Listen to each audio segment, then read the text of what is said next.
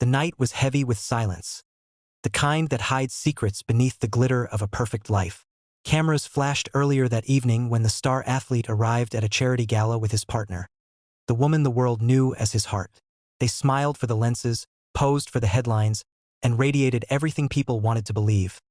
Perfection, stability, and love carved into gold. But perfection, like glass, can reflect and hide at the same time.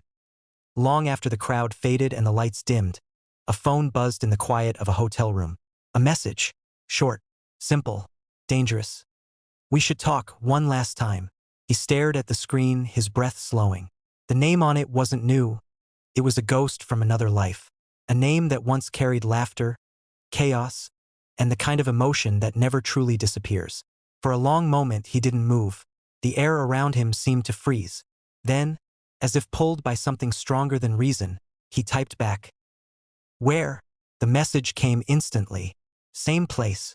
He looked out the window at the city lights below. Millions of people loved him, watched him, worshipped him. But right now he wasn't thinking about fame, legacy, or headlines. He was thinking about closure, or maybe curiosity. A few streets away, Georgina lay asleep, her face calm in the faint glow of the nightstand light. She trusted him, completely. And yet, something in the air that night, something almost cosmic, whispered that trust was about to be tested. He left quietly, the door clicking shut like a secret sealed in darkness. The cafe was hidden, tucked between narrow streets where the world rarely looked. It was the kind of place they used to visit when life was simpler, when football was just a dream and love was still a reckless adventure. She was already there, the ex, the one whose name still carried a faint echo in the corners of his heart. Time had changed her. Calmer now, elegant, composed, but the eyes were the same. Eyes that once knew him better than anyone.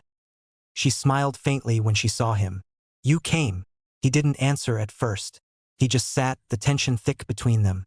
The city's hum filled the pauses where words refused to come. "I didn't come for long," he said finally. "I just thought we should clear the air." She laughed softly, not mockingly, but almost sadly. Clear the air? After all this time? He looked down, his fingers tracing the edge of the coffee cup. "I didn't want to leave things unfinished." She leaned forward slightly. "You already did. You just never looked back." There it was, the wound that had never fully healed. For a moment, silence returned, and the narrator's voice would have whispered the truth. Some goodbyes echo for years because they were never spoken out loud. They talked for nearly an hour. Not about love, not about regret, but about what once was. About the weight of fame, the loneliness behind stadium lights, the cost of being admired by millions but known by none.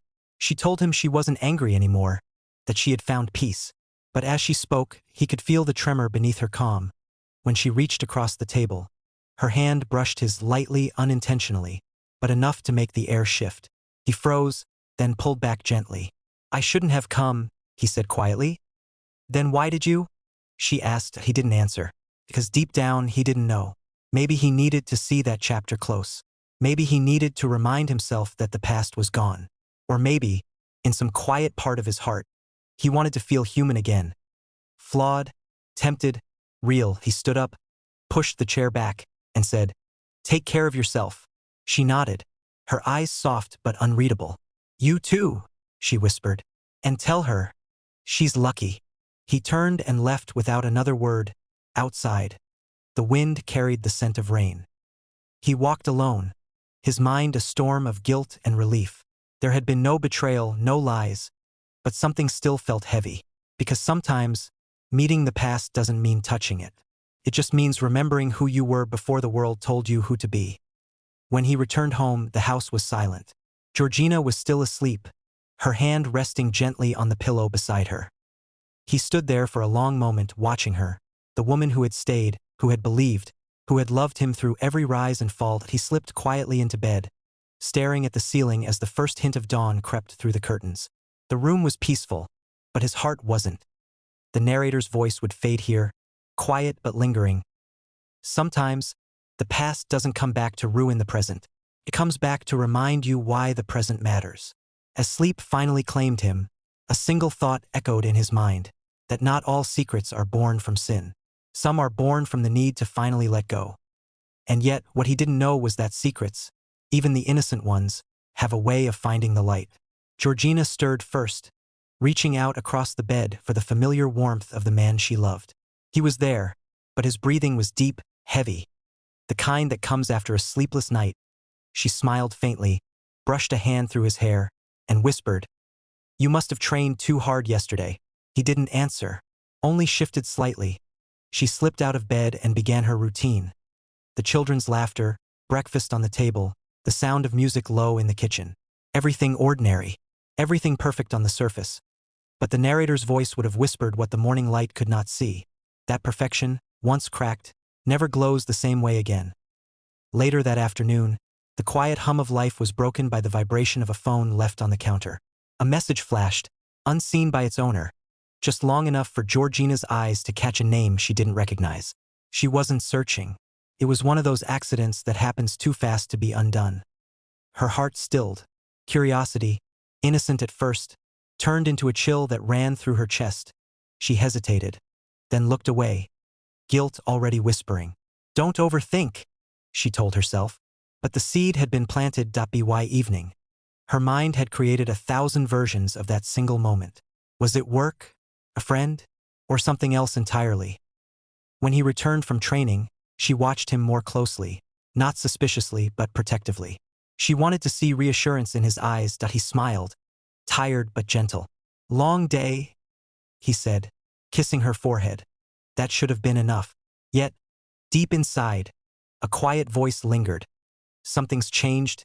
Days passed. Nothing obvious. No fights. No strange behavior. Just a subtle distance. A silence between conversations. A gaze that wandered more than usual. Then came the photo. It appeared online late one night. A grainy shot, blurred by motion, but unmistakable. A man who looked exactly like him sitting at a quiet cafe. Across from him, a woman whose face was turned away, but whose posture stirred the internet's imagination.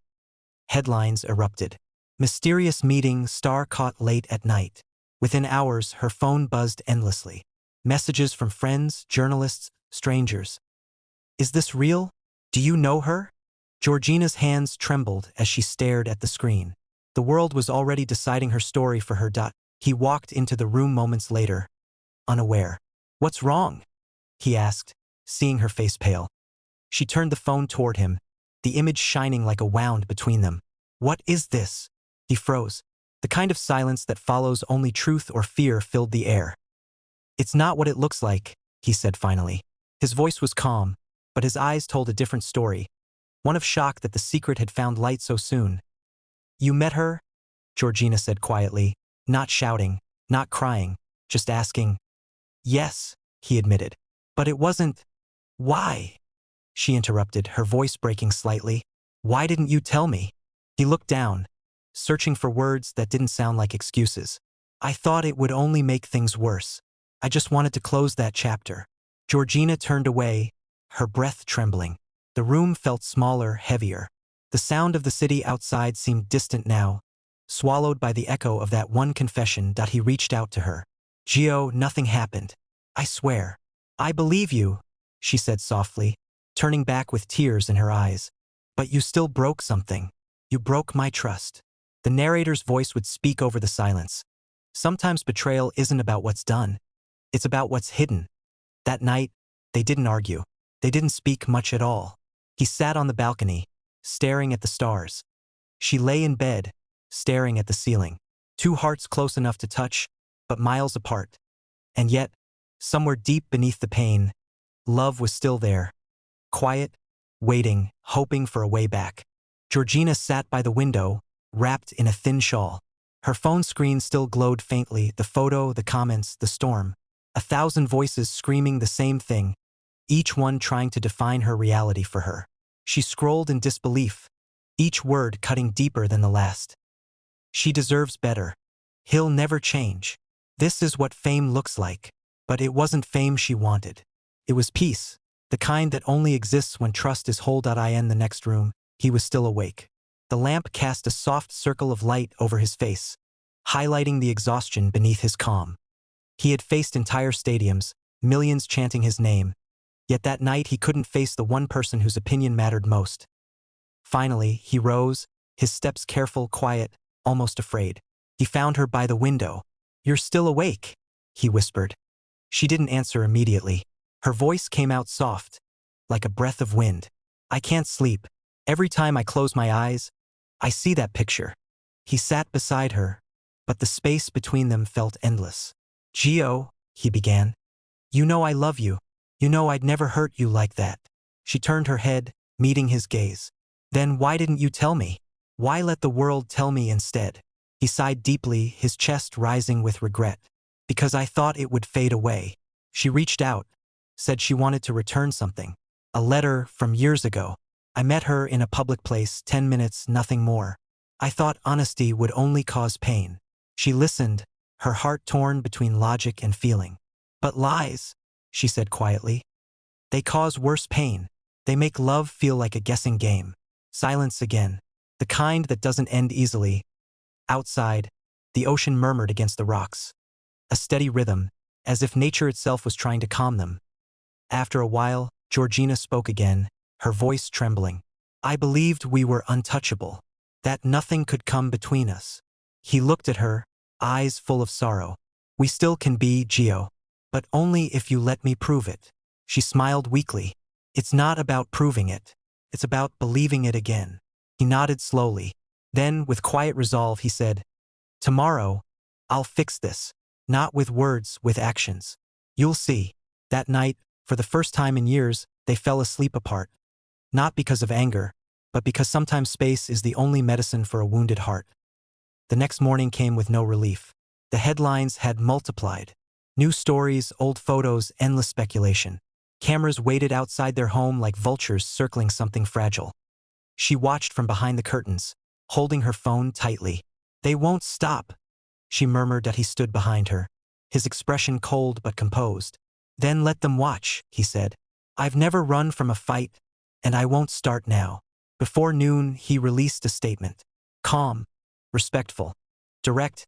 He admitted to meeting someone from his past, but denied the rumors that followed. "I met her as closure, not connection," he said. "My heart belongs to my family." The world responded instantly, half believing, half doubting. But inside their home, a quiet understanding began to form again. Later that evening, when the sun softened over the horizon, Georgina stepped outside. The air smelled like rain and salt. He joined her, standing close, not touching, just near enough for warmth. She whispered, "I don't care what they say. I just want us to be honest." He nodded. "Always. From now on, no more secrets. Not even the small ones." She looked at him, eyes glistening with tears that refused to fall. "Do you promise?" He reached for her hand, holding it gently. "I promise." And in that moment, the kind of moment the world rarely gets to see, two people known by millions found a small, fragile truth. Love isn't proven in perfection. It's proven in forgiveness. The narrator's voice would lower, almost to a whisper. In a world where everyone wants to be seen, the hardest thing is learning to look at each other again. Georgina stood in the kitchen, staring at a cup of coffee she hadn't touched. Her reflection in the glass looked tired, but stronger somehow, like someone who had cried enough and now had nothing left but resolve. That he entered slowly, not wanting to startle her. His eyes met hers, and for the first time in days, there was no tension, just a heavy kind of understanding. "Morning," he said softly. "Morning," she replied, her tone neutral, careful. They sat in silence.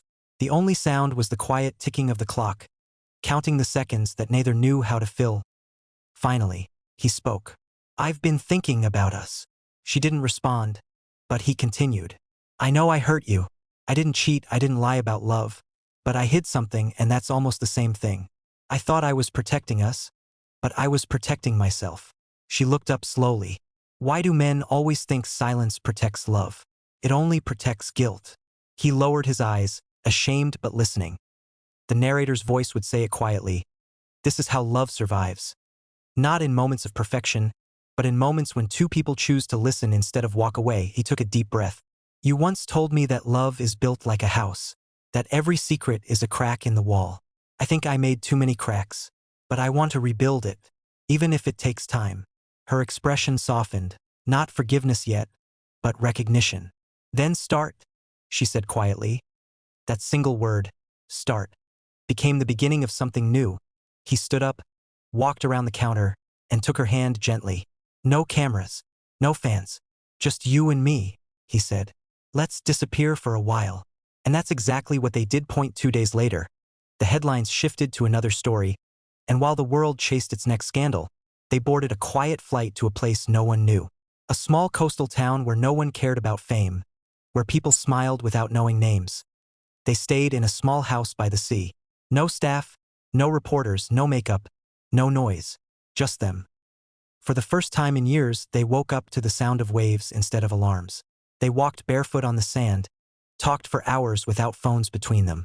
They cooked together, laughed at small things, rediscovered what silence used to sound like when it wasn't filled with doubt. One evening, as the sun bled into the horizon, Georgina sat beside him on the sand, her head resting on his shoulder. The wind tangled her hair, but she didn't care that he whispered, "Do you still think about it?"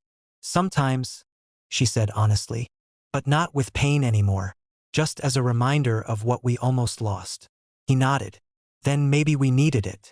Maybe love has to be tested before it becomes real." She smiled faintly. "Or maybe we just needed to remember that we're human." He turned to her, brushing a strand of hair behind her ear. "I don't want to lose you again." "You won't," she whispered. "But promise me something. Anything. No more secrets. Ever." He placed his hand over his heart. "No more secrets. Not even the small ones." The narrator's voice softened here, because promises like that, in the real world, aren't perfect. They're fragile, alive, dependent on every choice that follows. The next morning, he woke before sunrise and began writing. Not for the press, not for the fans, but for her. A letter, raw and honest. In it, he wrote about fear, pride, and the strange loneliness that fame brings. About how sometimes success makes you forget to say simple words like thank you and I love you. When she read it, tears filled her eyes. It wasn't poetry, it wasn't perfect, but it was real, and that was enough. Days later, they returned home. The noise of the world waited for them, but this time, they were ready. They faced the cameras together, holding hands, smiling not because they had to, but because they meant it. Reporters shouted questions. Flashes burst like lightning. But their silence was stronger now. Not the silence of fear, but of unity. As they stepped into their car, he whispered, "Back to reality."